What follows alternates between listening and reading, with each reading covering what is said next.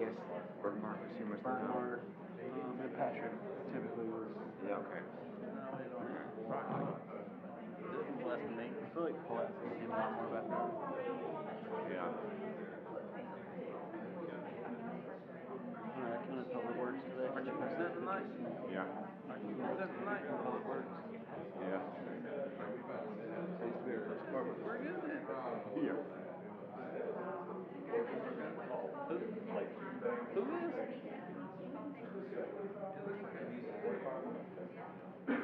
Everything the same except for these three? Lord, let's do it.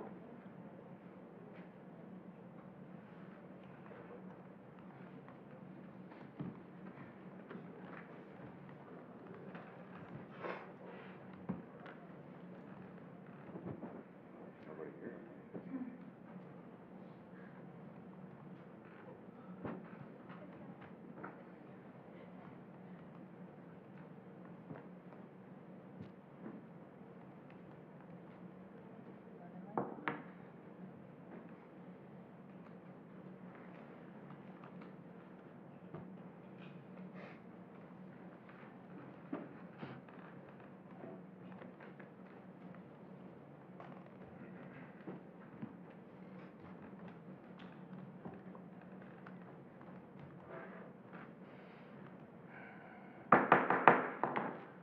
Good evening. I want to call to order this meeting of the Town of Wendell Board of Commissioners and welcome all of you here tonight. We are going to be led in the Pledge of Allegiance. Pollen. We're going to be led in the Pledge of Allegiance by Lake Myra Elementary School student Dylan Robles. And I know I told him I'd mess his name up. Dylan uses his kindness as a strength, reaching out to whoever may need it. He has contributed to the success of his classroom, Loop at the Lake, and the Lake Myra community. He will ask if someone needs help even before they realize they need it. Sometimes it's the little things, like when he checks on you to see how you're doing or how your weekend was. Dylan strives to include others so that no one feels left out. He's an exemplary Lake Myra leader. Dylan is a light for anyone that is around him. He continues to shine bright, and the staff of Lake Myra Elementary School are so proud of him. My goodness, we're very proud of you, Dylan. Thank you. Okay. I pledge of allegiance to the flag of United States of America and to the republic for which it stands, one nation, under God, indivisible, in liberty and justice for all. Thank you. Our invocation tonight is from the Wendell United Methodist Church, Wallace Johnson. Oh, he's not here. I got you, Mayor. Okay. Wait. Father God, we thank you for this evening. We thank you for allowing us to gather around and plan for the upcoming year and the upcoming budget. We ask that you would be with each one of us tonight, as well as the public, as we venture to do the best for the town of Wendell and for you. In Christ's name, amen. Thank you, Commissioner Joyner. Are there any adjustments to the agenda? And do you have a motion to approve the agenda? So moved. All right, motion to approve. All in favor? Aye. No one has signed up for public comment tonight, but as a quick reminder, the public can participate in public comment by attending the meeting in person and signing up the night of the meeting. When you get here, you have 3 minutes to speak, or submitting written statements via email to the town clerk by the Friday before our board meeting, and you need to do that by 5 p.m. on that day, and they'll be read into the record for the length of 3 minutes. All right, do we have a motion to approve the consent agenda? So moved. All right, we have a motion to approve. All in favor? Aye. We're going to move into our recognitions, reports, and presentations. Item 4A is the recognition of Lake Myra Elementary School staff member, Miss Amy Bird. If you can come and stand at the podium. Ms. Bird is the Lake Myra Instructional Assistant of the Year and a Wake County Public School Systems finalist. Congratulations for that. She is well loved by all students, staff, and families at Lake Myra. When you first meet Ms. Bird, you will immediately notice her warm, comforting, and infectious smile. Ms. Bird has the biggest heart and is always thinking of ways to support the students, staff, and families at Lake Myra. Ms. Bird values each student's individual strengths and differences. She loves working with students. She loves the students at Lake Myra and shows it every day.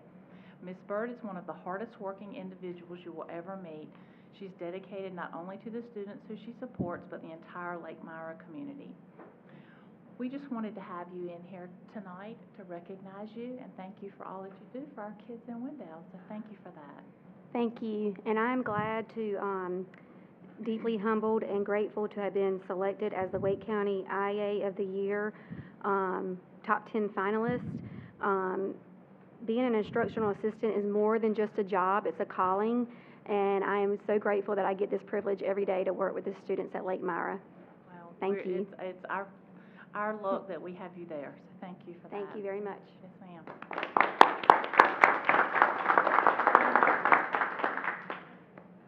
All right, item 4B is a proclamation recognizing May 21st through 27th, 2023 as National Public Works Week. Whereas public works professionals focus on infrastructure, facilities, and services that are of vital importance to sustainable and resilient communities and to the public health, high quality of life, and well-being of the people of Wendell. And whereas these infrastructure facilities and services could not be provided without the dedicated efforts of public works professionals who are engineers, managers, and employees at all levels of government and the private sector, who are responsible for rebuilding, improving, and protecting our nation's transportation, water supply, water treatment, and solid waste systems, public buildings, and other structures and facilities essential for our citizens.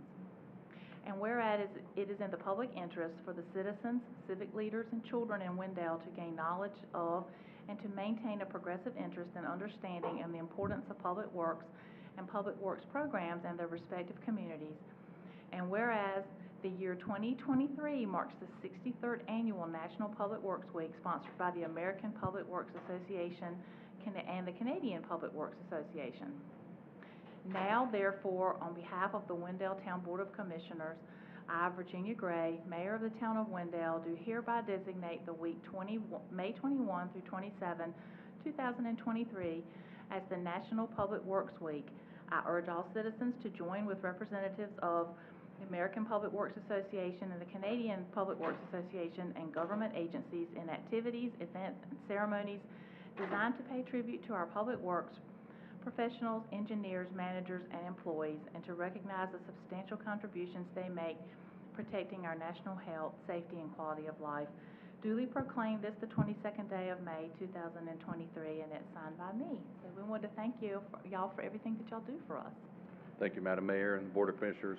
On behalf of the entire Public Works Department, I'm very happy to be able to accept this. Thank you. And come here and I'll hand it to you.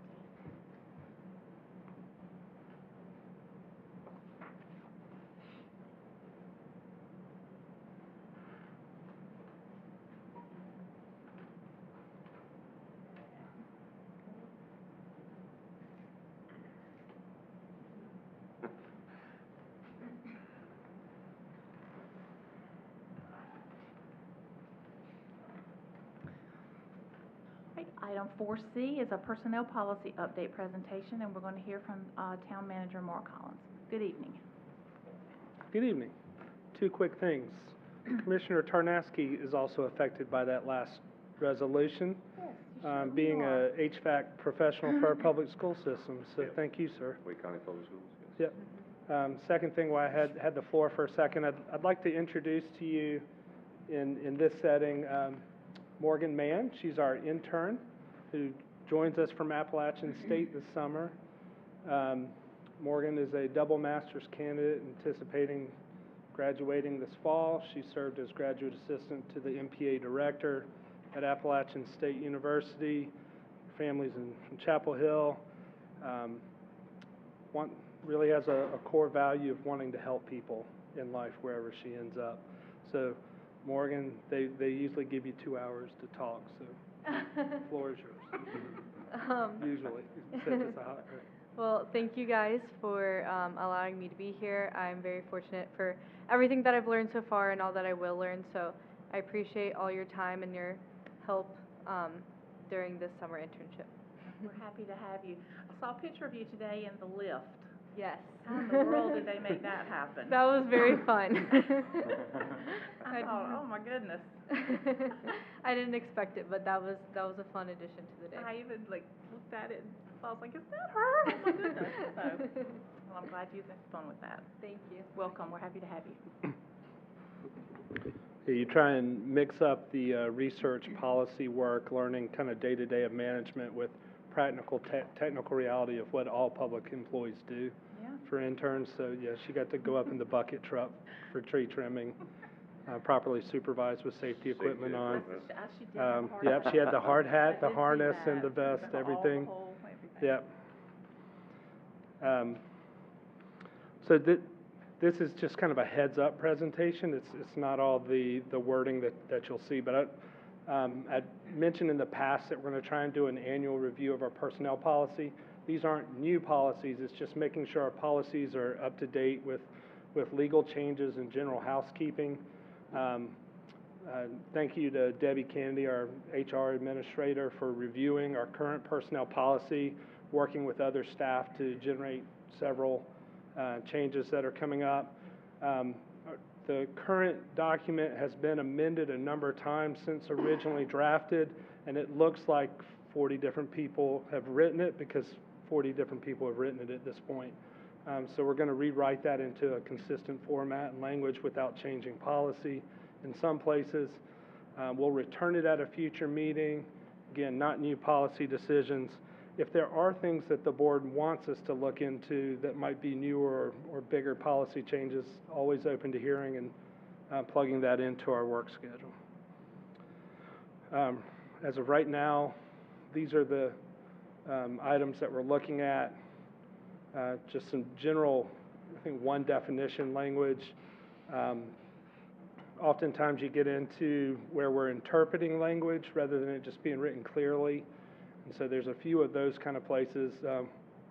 One place that we just want to make sure our wording is legally up to date. It was just cut and paste in the past, was our drug-free workplace policy and wording,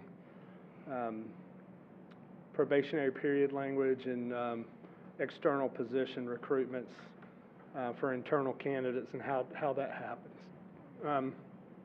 There's a couple old benefits that no longer apply that have aged out that we need to update, and there are a couple things like getting the board's resolution for Juneteenth for the holidays added into the actual policy document to make sure that reflects. Our sick leave practice allows the town manager to vary. It limited the amount of hours an employee could donate to 24 hours. When people have more chronic conditions, sometimes it requires more donation than that, and some employees have a significant amount of sick leave that they could do more.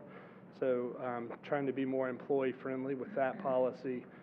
There was an old policy that required employees that handled money to take 5 consecutive vacation days annually. That's problematic, and there's no actual purpose behind that. So removing that. And then there were actually per diem amounts, but then there's also wording that just ties it to the state per diem, so there's no need to have the amounts.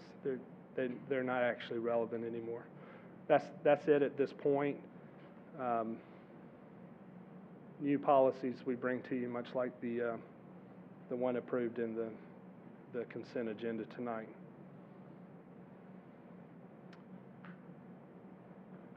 And that's all I have on that. Happy to take any questions or thoughts y'all may have. Any questions from anyone? Comments? That's good. Okay, we'll move into 4D, the presentation of Wake County Economic Development Site Identification Study. Good evening, Matt. Good evening. This is a sort of joint presentation with myself and Brian, so I'll do this first half and then he'll do the second, and then we'll have time for questions, obviously, if you have them. If you may remember, you guys approved an MOU late last year to participate in Wake County's site ID study. So Wake County contracted with Crystal Morphus of Creative Economic Development Consulting to do a site identification study. The county split all 12 municipalities and the county into 2 cohorts. We were the first. So ours is completed along with half of the municipalities. The other half are receiving this same information this month. And so ultimately it'll be presented to the whole county at one of their commissioners' meetings. But this is the Wendell specific portion of the work. Last year, the town had a kickoff meeting with Crystal to talk about some preliminary thoughts, familiarize her with Wendell and sort of our unique geography, talk about some of the potential areas of focus she may want to look at. And then throughout the months since then, we've gone back and forth, emails, phone calls, site visits, site tours, windshield mostly tours, to get her more familiar with some of the sites that she's looking at, sort of from a very high level without our boots on the ground sort of familiarity. So just so we're all on the same page, you guys probably know this, but for the public, what is an economic development site? Specifically or simply an area designated by an authority, so this authority, to be suitable for industrial or commercial enterprise.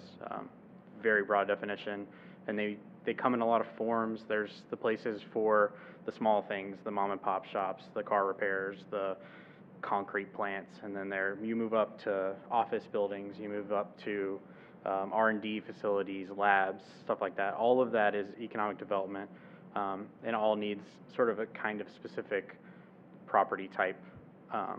And due to pressures from residential developments, as you guys are well aware, sometimes it's important for us to be proactive in protecting areas for job creation, for tax base. We have a goal in Wendell of being 60% residential tax base and 40% commercial or non-residential. We are currently at 80-20. Things like this are how you get to that goal of 60-40.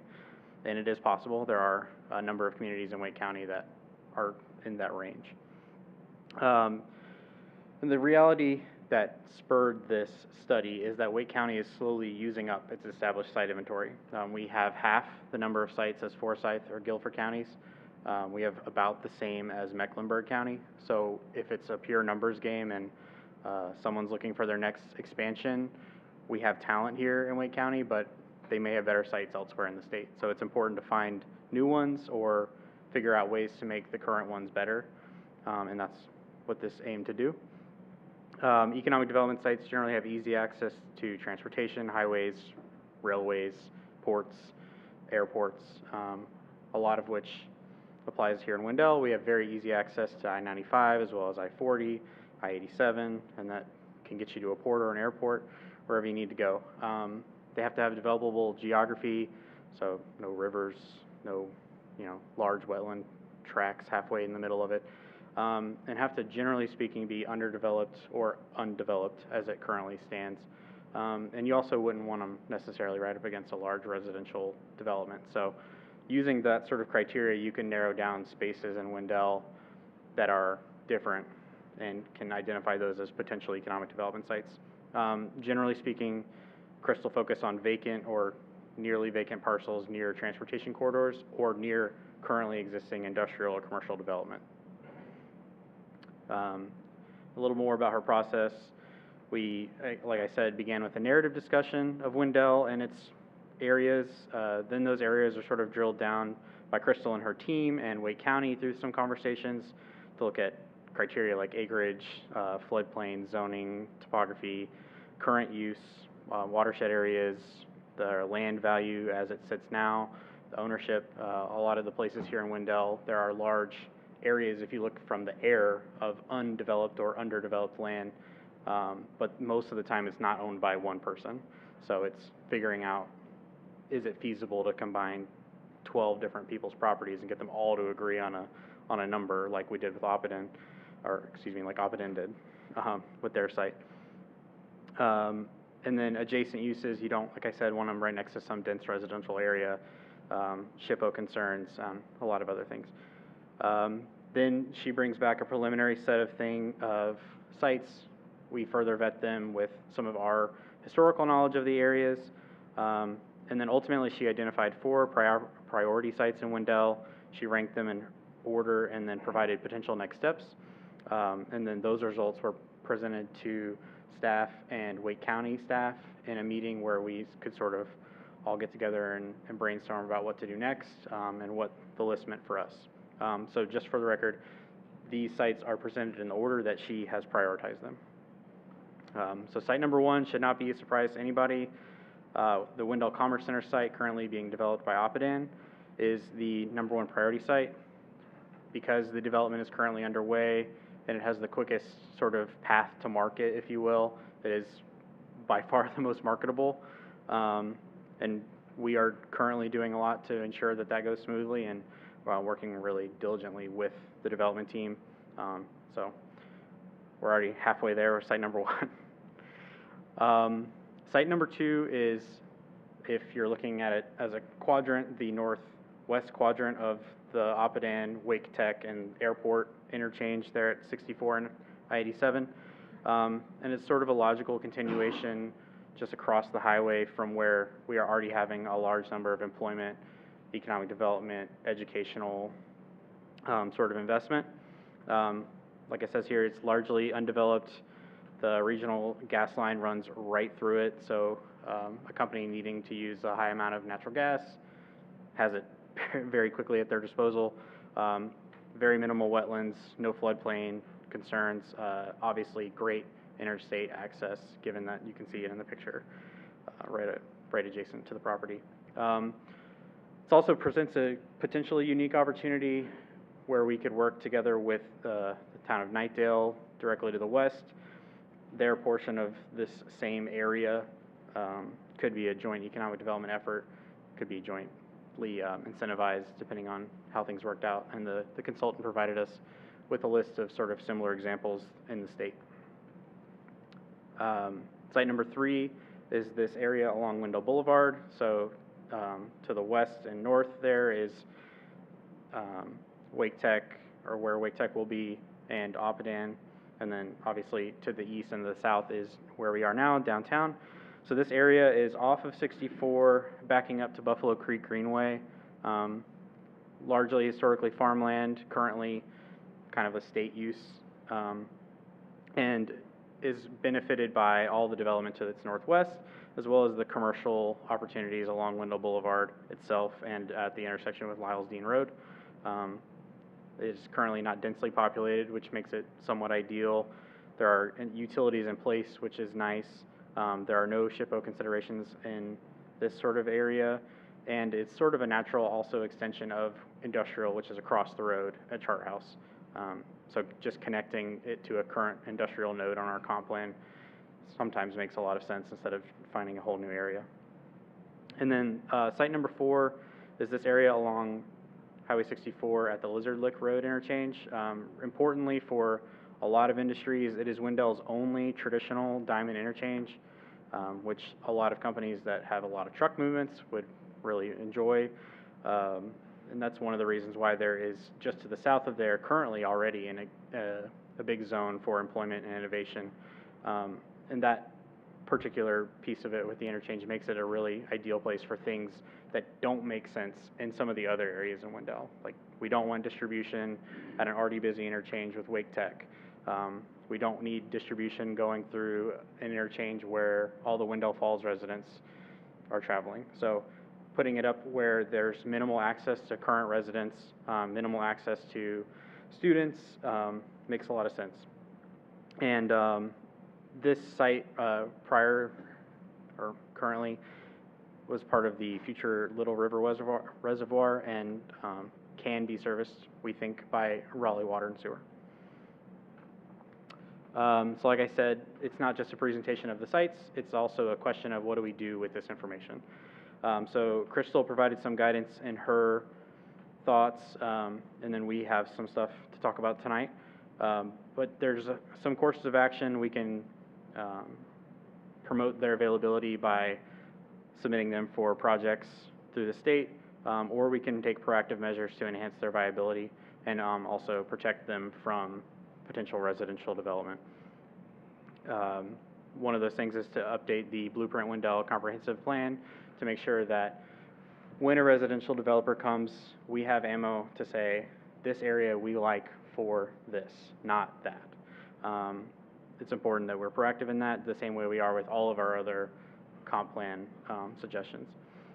We can also work with the owners to list the sites on ADP&C's database. So for instance, Oppidan is already up there. So when we get projects to the state and they're looking for 150 acres with this amount of utilities available and this proximity to an interstate, we get that and I submit it as a site for consideration. We can't currently do that with any of these other places because we don't have that relationship or the knowledge of the sites as a whole, like I said, with the separate ownership. But it's something that we can work towards for sure. And it's what sort of was successful in Holly Springs with them landing their large biopharma facility. To that end, you can option the property to secure it for industrial development or partner with the private sector to sort of do the same thing. Potentially the days of industrial parks where the town buys 300 acres and builds a road through it and puts utilities there, that's a lot of money and maybe isn't even the model that works anymore. But saving money, doing some preliminary due diligence that costs significantly less money and has significantly less, risk associated with it, can go a long way in saying, hey, here's a site and this is exactly how much it would cost. This is exactly what it would look like if you were there. And then continuing to look for ways to partner with Wake County and places like Knightdale, Rollsville, Zebulon in joint efforts for economic development. Thanks, Matt. Brian, Good before evening, you- Mayor. Before you start, can I ask 2 questions? What is SHPO considerations? So state historic preservation, if there's a old barn that is historic and you wouldn't want to tear it down or ruin the sort of character of the area, that's a consideration. Okay. Will we get to a point where we see like parcel level detail on? There's some of that coming up, yes, sir. Okay, thank you. Can I add one more while we're here? And if this is too specific for this conversation, that is okay for that to be the answer. But on the Lizard Lick Road, that option 4, is there a reason that that circle doesn't go below 97? I always think about that intersection of Lizard Lick Road and 97 as being the axis, I guess, of a circle. So specific to this conversation, we've already identified the area south of 97 as an innovation and employment center. So we don't have to change anything to make that a reality. It is definitely part of what would be a large area, though. So I'm going to take a few moments and go through a few of the sites related to Blueprint Wendell 2030. Anytime there's any proposed changes to the plan, in this case, if we were to make adjustments for these economic development sites, they could be staff-initiated amendment, go through a process, planning board review and town board public hearing at a future date to discuss the classifications. We've spent some time looking at the sites. With Site 1, being approved for Oppidan in their planned unit development, and that's already classified as innovation, and so from a planning side, our comp plan's already classified that area correctly. Site 2, when we look at this, the aerial image in the orange outline of the parcels in the economic development report, they included the Glennon site, as she was not aware that that mixed-use development was already under construction and contains some commercial and residential. And so from a planning side, keeping that as activity center makes the most sense because that's how it's functioning from the approved plans. Currently in this area, you can see large chunks of parcels are activity center, which for job creation may not be the best choice. Activity centers could be more commercial, multifamily, mixed with housing. If we're talking economic development site for companies and larger office parks and things like that, having an employment classification would be our recommendation for that. The area outlined in orange is roughly 293 acres. On the edges, it could certainly have retail components and things like that, but if we truly wanted to function as an employment area with jobs, activity centers aren't the best, nor is the residential. And so our recommendation from planning staff would be to adjust that area to an employment classification and really focus it on job creation and less on commercial and less on residential components. Site 3, Wendell Boulevard, certainly that area identified is much larger than our recommendation. When you look at it, the majority of it's medium residential 1 and 2 and low density estates. We're aware of Buffalo Creek being a very sensitive area in our plans for greenways and other activity. We're also aware of some land preservation going on in that area.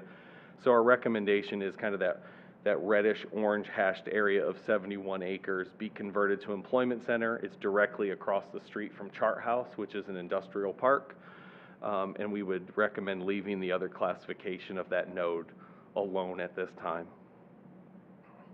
So it's basically taken Lyles Dean towards Wendell Boulevard as just a 71-acre employment center and not the entire space that's in the report. Site 4, Lizard Lick. This is currently not in our comp plan. It's classified as water supply watershed. The area flows into what was Zebulon's old drinking water source along NC 97. That water source is no longer used by the Raleigh system. The area, the streams in that area flow south of future Little River Reservoir. Raleigh has confirmed with us that the area could be served by water and sewer. And so for us, it is important to look at that area and see how it does function. For the reasons Matt mentioned earlier, it is our only diamond interchange. We have some activity center and innovation and industrial area just to the south. And so our recommendation is to review that area and probably recommend some industrial innovation classifications for some of those parcels that are right near at the interchange. And then any questions or feedback you have for either one of us, we'd gladly take them. Anything from the board? Yeah, on the last slide, Brian, what are those existing, I'm sorry if you said this already, but existing classifications in the comp plan just to the south of the ones that? Yep, to the southeast, the gray area is industrial. The maroonish area is innovation, and then the orange color is activity center. Thank you. You're welcome. And Brian, I don't know if there's any indication to the numbers, but in my opinion, the 1 and 2 and to me 4 make much better sites, I feel like, other than site 3. I feel like there's I think it's just logical thought to think that, you know, anything near a major interchange, highway, is just going to be ideal. I think the one more on their site 3 would be a little bit, in my opinion, would be lower on the existing list, considering we have, you know, some schools in the area and it's much closer to residential and homes that have been there. So that'd be something for me that would be, you know. Some farms. And farms, yeah, maybe much more for me if 1 and 2 and 4 are already, you know, running, you know, then, I mean, I know that's, you know, decades down the road, but more so than number 3. Okay. So, Brian, I almost want to agree with Dr. Lutz there, and I agree with a good portion of it, but the very last thing he said is what concerns me. One, that we would like to be able to prioritize which number goes first and which number goes second, which number goes third. But 2, that it's going to be decades. My fear is that he's right. And Site 1 proves I'm wrong, right? Like, we've already moved on that. But at the same time, we put a ton of work into, I would just want us to be very methodical, and what I saw was 3 big circles and 3 big areas that, yes, sure, I could show you some parcels in those areas that I think it's appropriate for commercial or industrial at different scales of that. But there's also some pretty big circles. The Site 3 being, or the original Site 3 that we were shown being, I mean, I would have called that a third of Wendell a couple of years ago. Optimistic, certainly looking forward to seeing what you guys bring back. I guess my question is, outside of us rezoning some stuff and saying on maps that we've rezoned it, I'd love to hear, and it doesn't have to be tonight, what we get for that. I mean, the fact that Wake County is going to write us down on a list and the EDP and C might call us back one time is great. but I don't think either of those things got Site 1 developed. And so I would just chicken, egg, what drives what. I certainly understand that some reclassification is probably warranted. I would argue that if some of the crowd that was showing up publicly about a year ago heard that we were going to change the blueprint Wendell 2030, there would be a whole nother. So just, I appreciate the work and the effort. I certainly wish that, I have some concern about the generality of it. But I'm sure as it goes through the process, it'll be more refined. If I can add just a little something on that. The most immediate thing, it goes back to Matt Garner's point about the residential pressure. We like to try and direct the development community appropriately to the right spaces. We get a lot of inquiries about that light industrial institutional area, and we do get inquiries on occasion about some of the properties shown here for residential uses. So the first thing is just being able to direct the development community to the appropriate spaces for those uses. If the area out by the interstate tends to develop more with the higher end product related to the investment with Wake Tech for higher end kind of innovation uses for industrial, there still needs to be a place for the lighter industrial and other uses to have a complete market within our jurisdiction. And the area the other side of Selma Road historically might have provided some of that space, but that's a long way from the logistics area. So having something that out in that area that is close but isn't taking the prime beachfront real estate for economic development is important. What the south side also does is you kind of have the residential core around Hainer Lane and 64 with a node there, and then you kind of step it out to the light industrial institutional use, and then you go back to residential. Lyles Dean provides a good boundary. We know of a couple efforts for agriculture preservation out in that area, and we want to encourage that for the Central Park theme.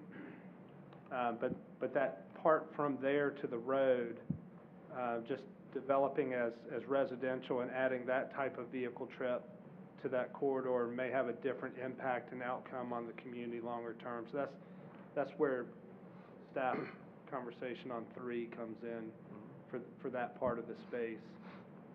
But we're happy to, obviously this is a first presentation of materials and getting y'all the full report and letting y'all read through that and ask questions and give us some additional guidance. Understanding that planning does get inquiries on some of these properties. Yeah, so I will say all 3 sites outside of Oppidan, we have had inquiries in the last month about residential development inside all 3 of those orange areas for more residential. And so from a planning side, if it's classified as employment or industrial, then we can easily tell potential caller, hey, if you submit a residential plan for 300 units on quarter-acre lots, you're going to spend time, and it may not be the outcome you want at the end. And so trying to dedicate some areas for that non-residential is key. I will say when we've met with, like, say, Holly Springs or other towns, like, how did you do it? And they're like, well, you get sites, get them ready, and hold. Because you're going to get the residential pressure, and you as a community need to make that consistent effort to, like, no, we really want that to be a corporate facility or an office park.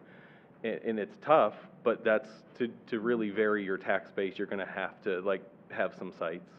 And so I think those conversations are helpful, but also just knowing who's calling weekly, asking questions about what sites. There's a lot of demand for additional housing in the region that never stops. And so I think trying to get some sites classified in the comp plan, it's still not a rezoning. They would still have to submit site plans and go through a rezoning, but I think it does help us give some direction to those calling about what the town would like to see in those areas. I think it makes sense, hearing it that way too as well, and maybe it's more me educating myself on kind of what these sites would look like and, on the ground versus just kind of where they are in my head, so, thank you. You're welcome. Any other questions or comments? I had a couple things, and I will say that typically when you hear industrial site, I think that's a lot different than you just said corporate facility or office park. So I guess I'll just kind of, just to clarify for myself, I want to work backwards. Site 4 currently, we don't acknowledge really or recognize that currently at all. Correct. In our land use plan, yep. Okay. So just step me through that real quick on why initially we didn't consider it, now we want to put it on the map. So, it's classified as water supply watershed. It flows into Zebulon's old treatment, facility, water treatment, along 97. When you look at where the streams flow from that area, they flow south of future Little River Reservoir, which is expected to sit just north of I-87. All the streams in that area flow into Little River, but south of that future dam. So Raleigh has said in conversations, because it does not impact the Little River water supply watershed for drinking source, that area could be served with utilities if the town is interested. Okay. If I can clarify, water supply watershed areas do not allow utilities. And therefore, that type of use was not permitted in the past. But Yes. now it is, because we have a consultant identifying it, and we have additional. Yeah, if you extend our growth area to include this defunct water supply watershed, then, and Zebulon taking everything to the east of there, then this becomes our planning area. It's been identified in past discussions and retreats by boards to evaluate this as a Wendell exit and growth. We can only grow to 97 because that's where that old water supply watershed started. That's the only reason. To get rid of a non-used water supply watershed requires action by a state environmental board. It's a lengthy process. Went through one when I was in Burke County. Water supply watersheds allow for that type of development, a higher density within a certain percentage of a watershed with a certain type of development. So this would be a conversation of Wake County, City of Raleigh, Town of Wendell, about what that development looks like within that space, what those uses are, how they protect that existing water supply watershed moving forward. But it does allow for that denser use and extension of utilities. One extra piece of feedback, just I think we'll have lots more conversations on all this. This is an initial study. We've talked about some action items we might have coming up after this, but I will say on this particular one, and I may have some other thoughts and notes on some of the others, but on Site 4, the parcels that are north of 64 aren't even accessible from a public road. I mean, and they wouldn't be accessible from the south side unless you build a bridge, I guess, across the interstate. I still like the idea of having some sort of northern boundary that's pretty logical when it comes to protecting, I think, a lot of space that's been protected in the northeastern part of the county between here and Roseville for a long time, whether that's for a reservoir or for a nature preserve or for farmland or for anything else. I think that's an area of the county that has been preserved in a pretty good way, and I think it makes sense to have some strong boundaries. That being said, I get why the properties north of an interchange are just as valuable as the one south of an interchange. It's a really high traffic area, but from the way I understand the topography over there, that piece of water that comes just north of 84 that crosses Lizard Lick Road, or that Lizard Lick Road crosses, I think it probably comes in the way of a lot of development, at least being contiguous on that north side. So that's a real specific piece, but in my mind, when you don't even have parcels that come all the way to the road because that parcel on the road is totally underwater. I know it's not, but it's totally wet on this Yep. map. It just seems like you could knock off those northern parcels and keep us on the south side of 64 if it, nuanced detail piece, but that's just an initial thought. We talked through 3 a little bit, so just back up to 2, I guess, and I think you just lost me on the whole, what they propose versus what we have versus what we're recommending. And maybe it's the colors on my map when you were talking through it, but step me through that one real quick. Yes, so the economic development consultants actually show the parcels that are in red for activity center all the way over to Rollsville Road. Those 50 acres have already been, they're under construction for the Glennon project. Yeah. And so to change their land use plan from activity center to like employment doesn't make sense because it has some retail components, apartments and townhomes. There's really no need to change their classification because that's going to function as an activity center. The other parcels that you see outlined in orange, most of those are undeveloped. There's a few, some residential parcels along 64, but the majority of that acreage, and it's almost 300 acres just on east of Keith's Road, could be economic development sites, could be a mixture of things, but it's a large area. And that doesn't include what's west of Keith's Road in Nightdale's future jurisdiction. So the lighter color at the top is a residential classification, and the red for those highlighted parcels are the activity center. Okay. And the idea is that those 2 classifications are not appropriate for economic development, that we need to reclassify that appropriate. This is your beachfront property for economic development that's not currently entitled in Wendell. You will not be able to get this kind of a site back here for anything else. You have the T4 gas line runs up Keith Road. That's a regional distribution line. The state has made an investment to do 64 bypass and then convert it to an interstate through this section. You're not going to be able to get interstate access like this back anywhere else.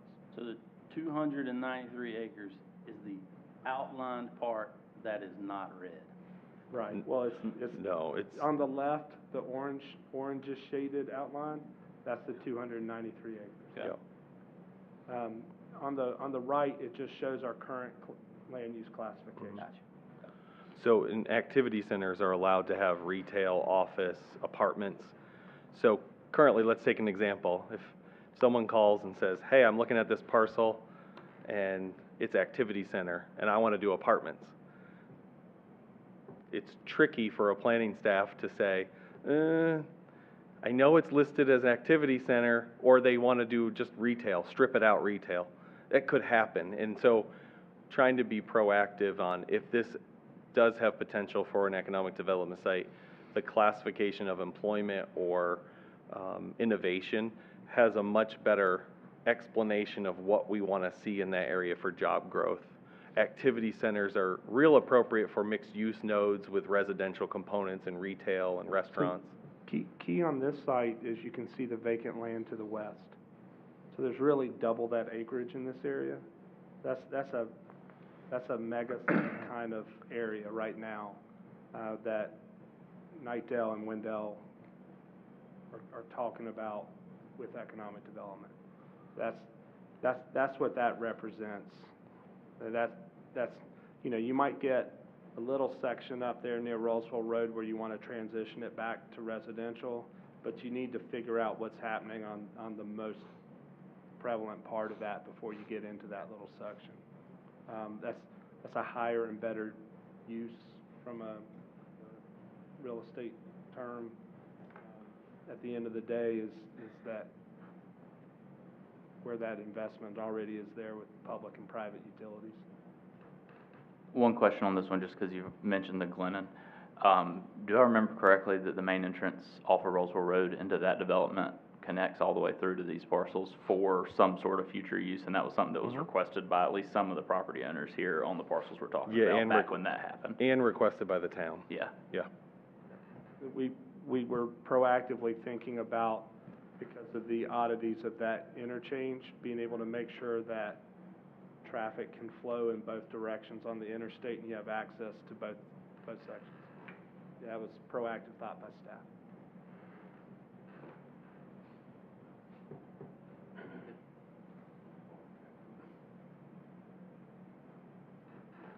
Thank you all.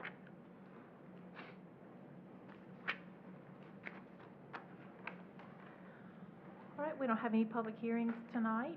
We'll move into our administrative items. The first one is item 6A, the fiscal year 2023-2024 Town of Wendell budget ordinance, fee schedule, and pay plan.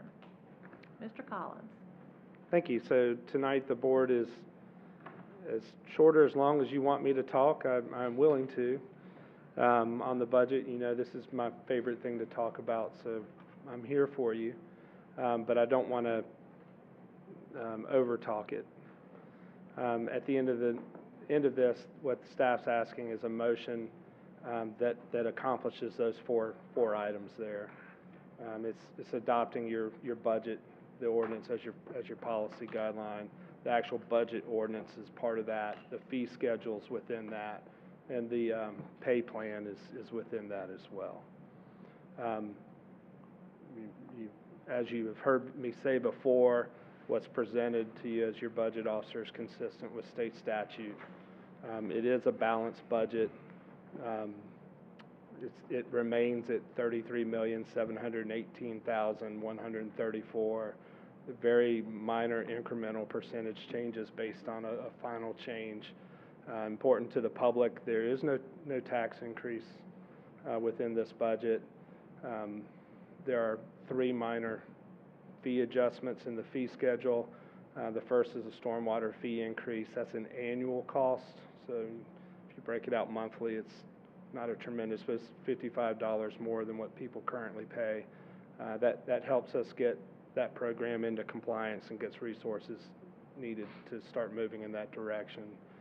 There's minor adjustments to a zoning inspection fee that was discussed by the board and consistent with board's direction, and the Parks and Recreation user fees based on comparative analysis. Any increase to use per board direction is directed towards non-resident fees, and those additional fees because of that were redirected to the scholarship program, and staff will have a discussion with you later this summer on opportunities to make that a more robust program per your direction. New debt has not changed. There were 3 main highlights. People first. This final amended budget is arguably more people first. Continues the recurring core service and solve for capital needs. The one change on this slide from last time is that 3% is now a 4% in-range adjustment. I've had numerous staff members tell me to say thank you to y'all for that consideration. That gives a 5.5 over a 2-year average. It does implement second year out of 3 for reviewing all job classifications on a rolling basis. It maintains no premium increases for employees. It adds the 2 positions and continues other efforts. I won't go into strange analogies that get printed on any of our other programs, so I'll refrain from that. Nothing's changed on these slides regarding core services, but the public should know that there is a continued board investment in maintaining streets, sidewalks, making sure that our fleet is up to date and well kept. Our technology is up to date, and we start making a significant effort in stormwater permit compliance in the coming year. That slide bullet for engineer position starting January 1st is not accurate. I did not catch that one. will start as soon after July 1st as we can make a hire, 2023. I'll go into capital in just a moment. There's a lot of carryover projects that we were able to solve for, Hollybrook Park being probably the biggest impact on trying to solve the budget this year, with increases over the past few years with that. Some known and some unknown. Public Works Yard, getting going soon to keep up with growth in that growing department. And then the potential for a bond referendum in the 5-year plan to solve needs of a growing community and some exciting projects there. Do y'all want me to go into more on that, or is it consistent with what I've messaged the last? All right. 5-year capital plan remains the same amount as before.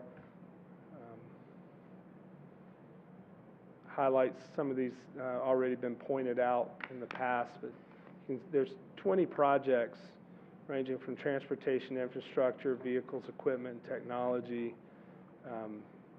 building and grounds and land, a lot of preparations for park improvements, good partnerships with Pleasant Grove community in the coming year, exciting projects happening there, designing streetscape for downtown, the brownfield program.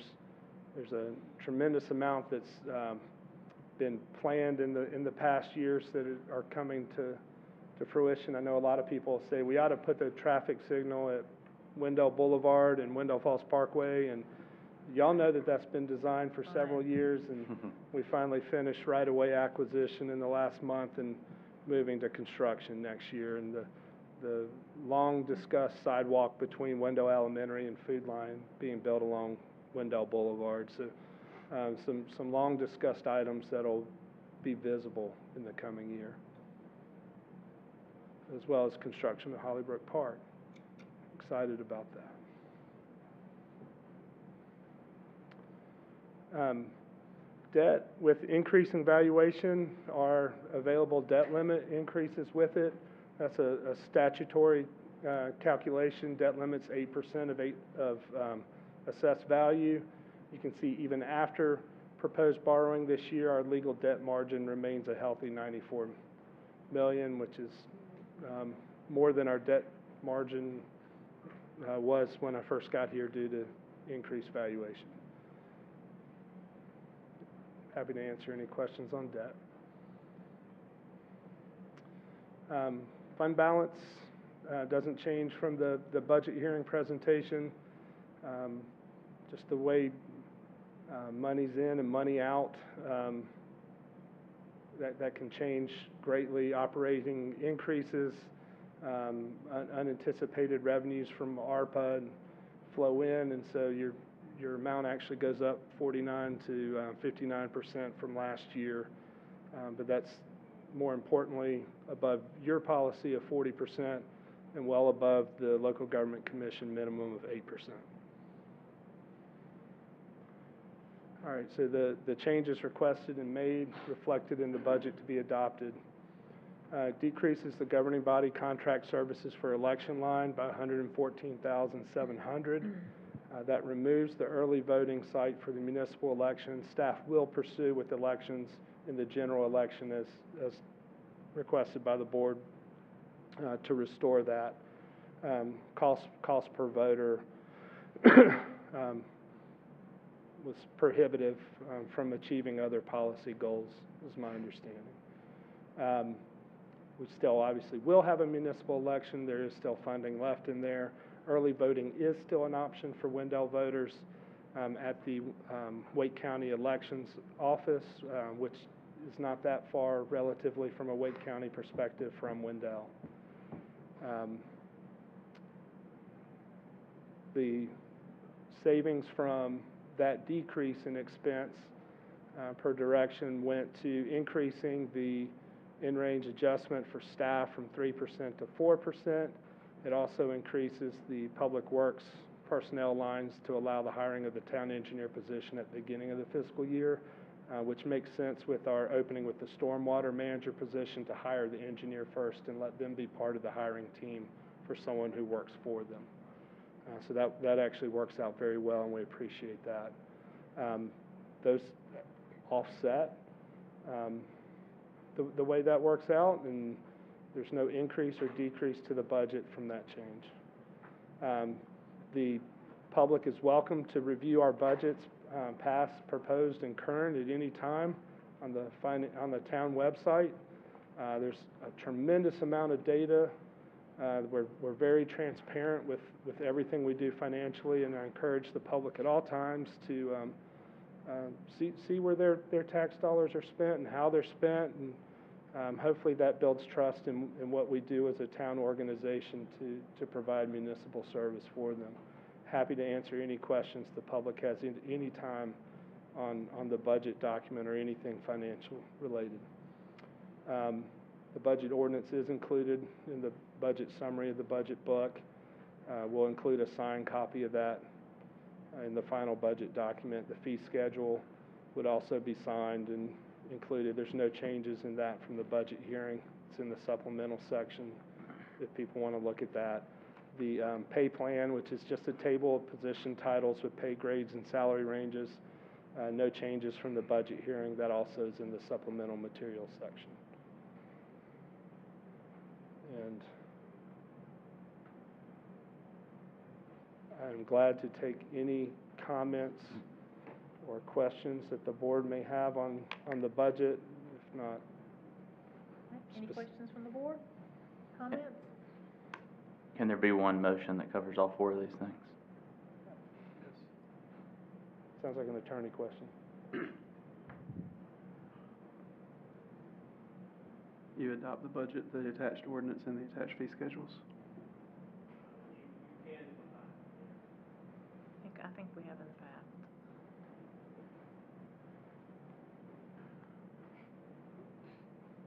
Madam Mayor, I move we adopt the 2024 fiscal Town of Wendell budget, as well as adopt the attached budget ordinance, fee schedule, and pay plan. All right, we have a motion to adopt the fiscal year 2024 budget, approve the 2024 budget ordinance, approve the fiscal year 2024 fee schedule, and approve the fiscal year 2024 pay plan. Is there any discussion on the motion? All right, all in favor? Aye. Anyone opposed? All right. Thank you. Item 6B is a decision to approve rankings and authorize the town manager to negotiate and sign a contract for the request for qualifications for transportation design services for the intersections of Wendell Falls Parkway and Eagle Rock Road and Wendell Boulevard and Selma Road. Mr. Coates. Good evening, Mayor and board members. Thank you for reading that long agenda title. I appreciate it. We're asking you tonight to accept the recommended rankings for the transportation design services for the intersections, as the mayor mentioned, Wendell Falls Parkway and Eagle Rock Road, and as well as Wendell Boulevard and Selma Road, and authorize the town manager to negotiate and sign a contract with VHB Engineering. Just to give a recap, Town of Wendell released a request for qualifications from interested parties for transportation design services. At that time was for 3 intersections. The 2 that are still here, and 1 was the extension of Eagle Rock into Wendell Boulevard. That is now being designed and worked on by Oppidan Development. So that project came out of this RFQ request. And it's just these 2 intersections, which is still a lot of work and a lot of fun. We released it in January. Responses came back in February.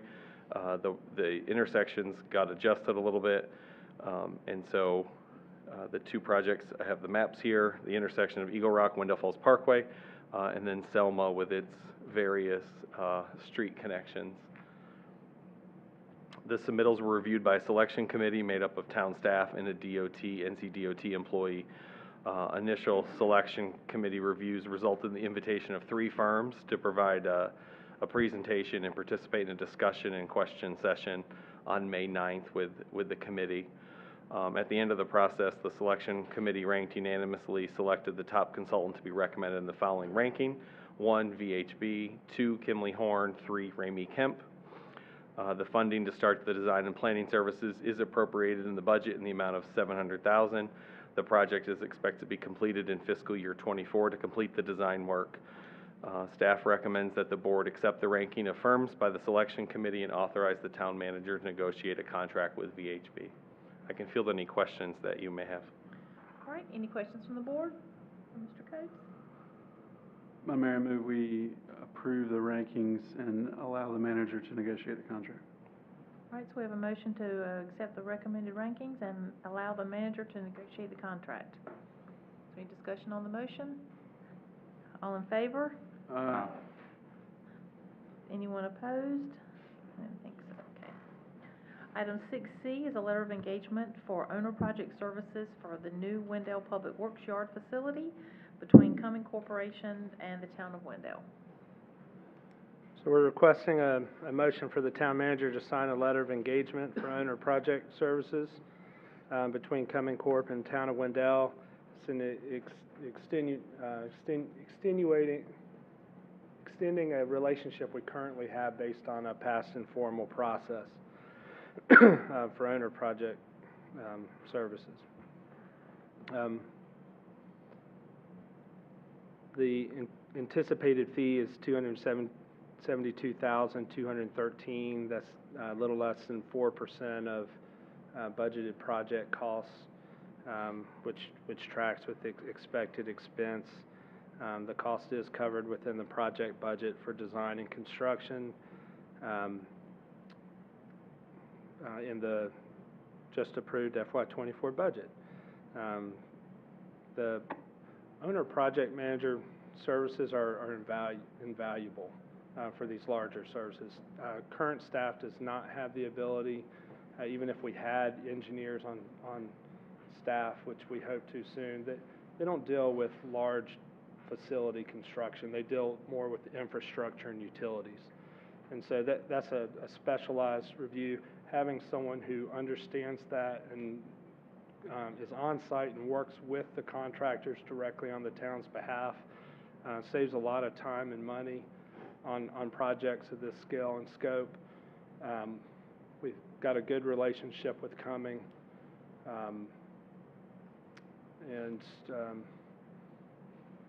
their scope of services goes everything from releasing and managing the RFQ, vetting potential companies that respond, working with the architect in the design review phase from a contract management standpoint prior to having that contractor in the process,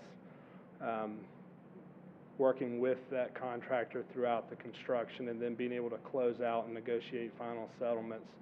So extreme time savings for staff, as well as a technical ability that is challenging in the current environment. If the board approves this tonight, the RFQ is prepared to be released for the project for design services as soon as tomorrow morning. So we're ready to go on this project to get it going in FY24. We do have some time considerations and space considerations in public works as they grow and need to get moving. Glad to answer any questions that the board may have had from reviewing the material. Any questions? Yeah. So Mark, has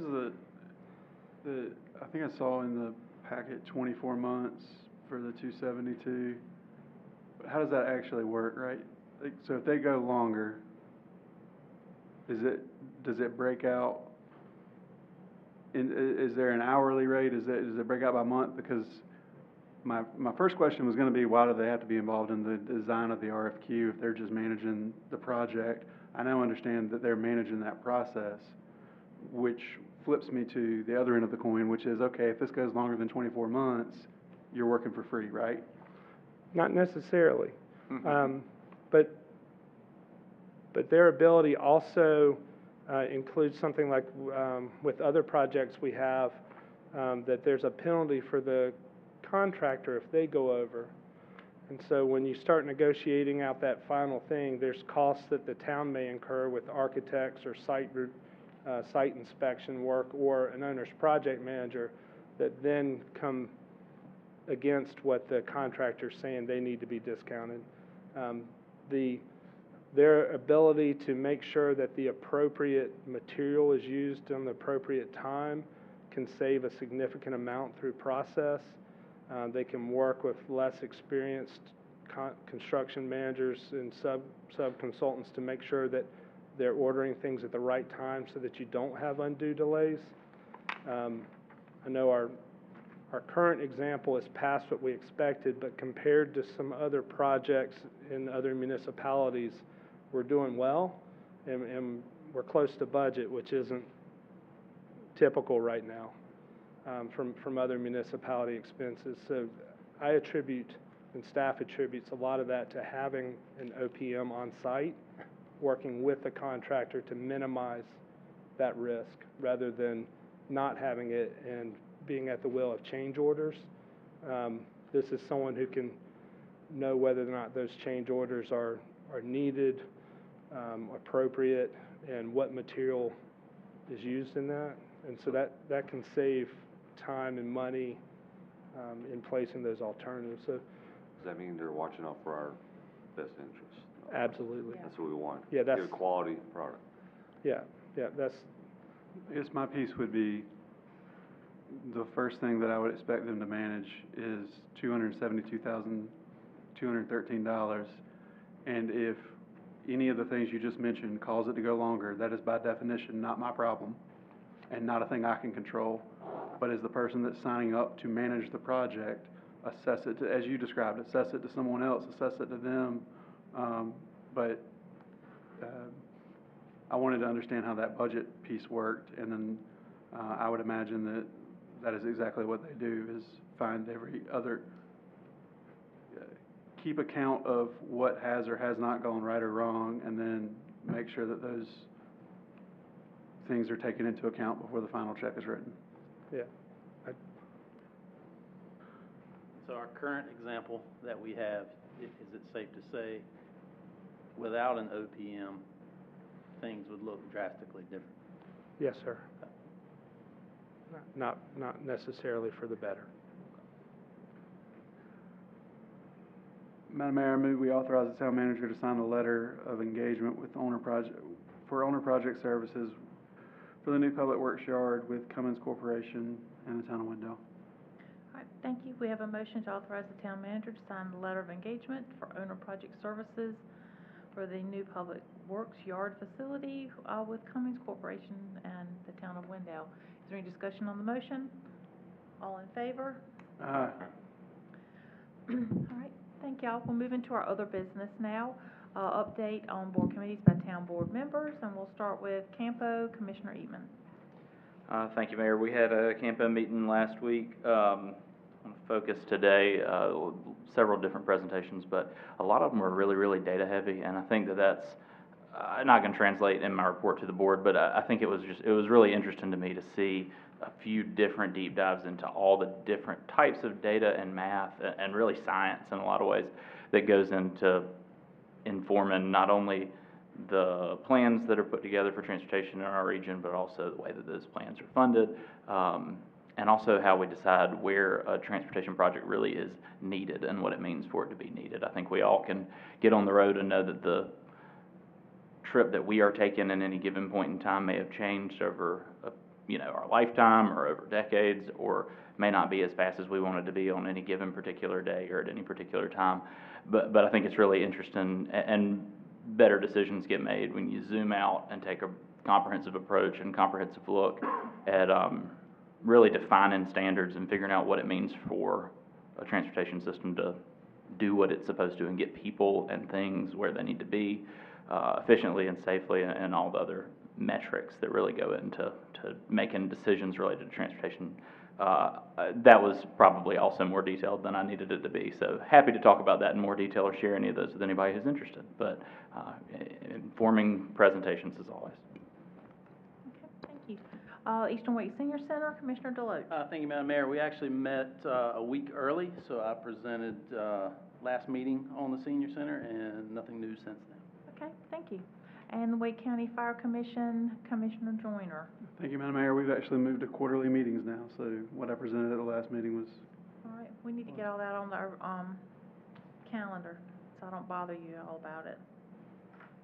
All right, let's move into our commissioners' reports and stay with Commissioner Joyner. thank you, Madam Mayor. Again, want to thank staff and the rest of the board for the work on the budget and the continued work on moving things forward. I think anyone that reads any of the documents, the budget document, the 2030 plan, the new economic development plan that's coming down the pipe, you can have your own spin on it. You can have thoughts that how you may do something differently.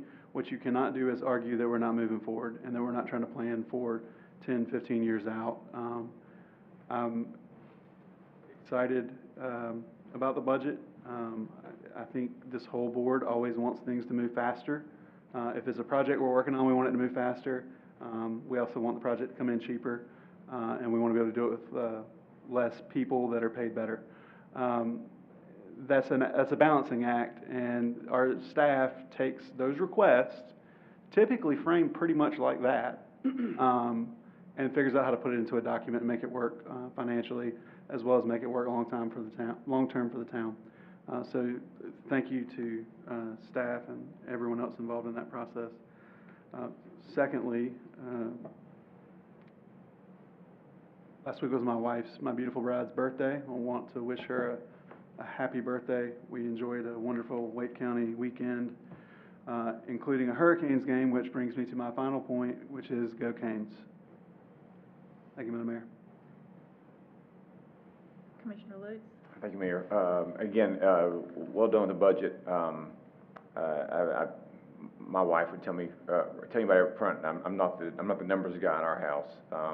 I'm more the picture guy here in our house, but I've gotten to learn to enjoy the organization and at least the planning of the budget, which I can appreciate. But I will say this just from a standpoint of, I think one thing I'm most proud of is with this budget is taking care of people who take care of the town, and I think this budget addresses that, and I think keeping people engaged.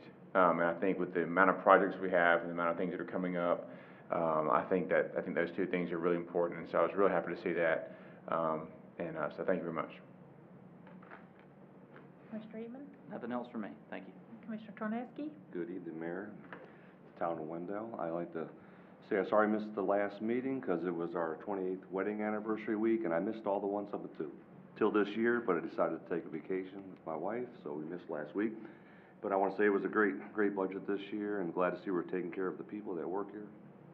Unlike I am a county school employee, and we've only had like 5 raises in 15 years, so, and we want to take care of our people, so they do a good job for us. Thanks.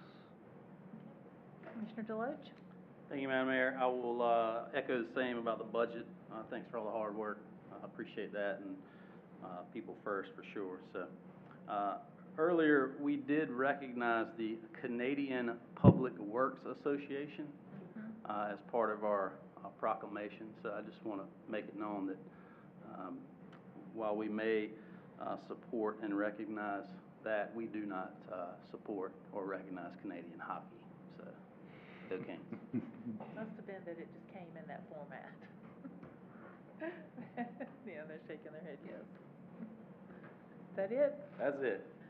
Okay. My husband and I were at a hockey game last week, and we didn't get home until 3 o'clock in the morning, and I'm still not recovered from it. So I can't do those late nights anymore, I guess. I wanted to have a couple things real quick because I know that the puck dropped 19 minutes ago. Everybody's in here kind of looking at me. I want to remind everybody that the Wendell Police Department would like feedback from the public as part of its assessment process with the CALIA assessment program that we're going through right now. This is an opportunity for community to submit comments, commendations, and other information regarding Wendell Police Department's compliance with CALIA standards, engagement in the service community, delivery of public safety services, and overall candidacy for accreditation status, And you can look at the police accreditation page on the town's website to find out more information about that. So please participate in that. And a quick reminder as well, we do have spaces on some of our citizen boards, vacancies, and we'd love for you to join us and all the great things that we've heard some about tonight that are happening in Wendell.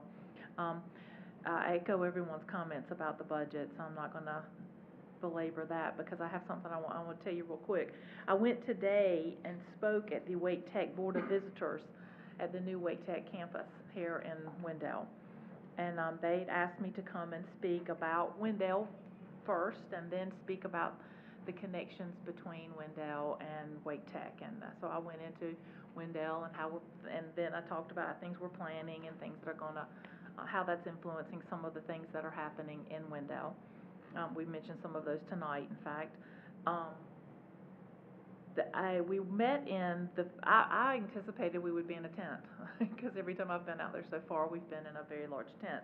But actually, we were inside of one of the buildings, and it was the facilities building where all of the different things that make the campus work are contained. So the HVAC, water, sewer, electrical, everything is in that building. And it's like a facilities maintenance building. And we went in a large classroom. I did my production, my thing. I had a video I showed and things like that. And then they opened the walls beside us, which you could tell they were sliding walls, but I figured it was to make a room larger. But actually on the other side of the wall was all of the guts of all those things I just described. And they're color coordinated, so not only are they working to keep the campus cool and water and all the things, but they're also a learning opportunity for students that come there. And it's all color coded, so I don't know the exact colors, but for example, the red might be electricity and the blue might be water and the yellow may be the HVAC. And it's all coordinated together, and so it gives students an opportunity to see how these things all work together, but how they work separately. So they have really not missed a single detail there to create learning opportunities for all of our students and for all of us that might want to go back to school someday. The other thing that I went to that I'm just on a cloud about, and I came in here just bursting and told everybody who was standing near me about it, I went and had a tour, our group, of the public safety building. And when you go in, the entrance is real big, very large enough for a fire truck to go in, and you are in on a city street, and there's curbs and curb cuts, and they even have the little stuff to keep it from being slippery if it was going to rain, which it's not in there, but to keep it safe. I mean, it's very much like the inside of a real town. There is a two-story townhome, and if you go inside it, it has rooms, it has a kitchen, and it has all of these things. It has closets and bedrooms and a balcony that looks out over the street, just like anyone's townhome would be. There are retail stores set up in it, restaurants and bars. There's a hotel with a lobby and hotel rooms. There is a school with a big hall, classrooms, principal's office, and a playground. The reason they have all these things is so that they can practice a variety of possibilities when they're doing training for police, fire, and EMS. And it is absolutely incredible. It just took my breath away. It is the only facility of its kind in the entire country, and it's right here, just a couple miles from where we're sitting. I'm really proud of that. If you have a chance to go and see it, you really should take a look at it. And they're very proud of it, and they said they'd love to have an event out there, and I told them I felt like there were a lot of people that would like to see the inside of it. The level of planning and detail, the attention to detail to make every single thing in it a learning opportunity is just excellent. It's unbelievable. There's a jail in there for police training where you can back a van up. They know where there are opportunities where there may be vulnerabilities, and that's transporting people to jail, to prison. So partially it can be a jail, partially it can be prison. So it depends on who they're training. And there are even two-story sets of cells that you can see. So I feel like we ought to all go in there and get in those cells one day and take a fun picture, because I think that'd be funny. But it's unbelievable, and you really should go take a look at it sometime if you get a chance. And I think they're very interested in sharing it with all of us. And I just wanted to tell you what I've seen. I think it's exciting to see something like that come into Wendell. It's going to be a tremendous economic development tool. We were just talking about that tonight. It's incredible what they've done out there in a very small amount of time. So I was very proud of it and proud of our staff. We had a lot of glowing comments as different people were talking about town staff. So thank you, planners back there, for the help, because they just couldn't say enough nice things. All right, do we have a motion to adjourn? We're adjourned.